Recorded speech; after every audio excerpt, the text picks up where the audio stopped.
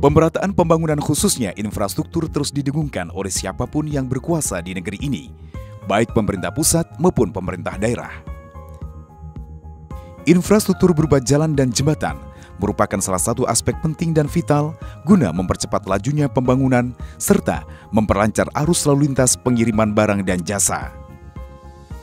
Dalam menyambut datangnya Hari Raya Idul Fitri tahun 2017, pemerintah pusat telah membangun 4 flyover yang berada di antara perbatasan Jawa Barat dan Jawa Tengah. Mengingat pada Lebaran tahun 2016 telah terjadi ledakan jumlah kendaraan yang mengakibatkan kemacetan yang luar biasa serta jatuhnya korban jiwa saat arus mudik Lebaran tiba. Dalam hal ini, Direktorat Jenderal Bina Marga Kementerian Pekerjaan Umum dan Perumahan Rakyat telah mewujudkan pembangunan 4 fisik flyover atau jembatan layang pada perlintasan kereta api yang berada di Tegal Purwokerto atau jalur penghubungkan Pantura dengan jalur selatan yang meliputi 1. Flyover Dermoleng dengan bentang 500 meter yang berada di Ketanggungan. 2. Flyover Klorengan dengan bentang mencapai 1000 meter yang berada di Prupuk. 3. Pembangunan flyover Kesambi dengan panjang efektif mencapai 470 meter. 4.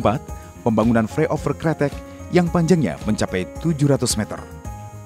Untuk lebih mempercepat pembangunan sesuai dengan target yang ditentukan, maka keempat flyover tersebut menggunakan teknologi CMP, Corrugated Mortabusa Pusjatan, yang mampu mempersingkat pembangunan konstruksi serta lebih hemat dibanding teknologi konvensional. Dengan terselesainya pembangunan 4 flyover di perlintasan kereta api, yang rata-rata setiap harinya mencapai 72 kali, bahkan menjelang Lebaran tiba-tiba bisa mencapai 92 kali, nantinya akan mampu mengurangi kemacetan serta mempersingkat waktu pada hari biasa. Utamanya saat musim arus mudik yang disebabkan saat kereta api yang melewati jalur ini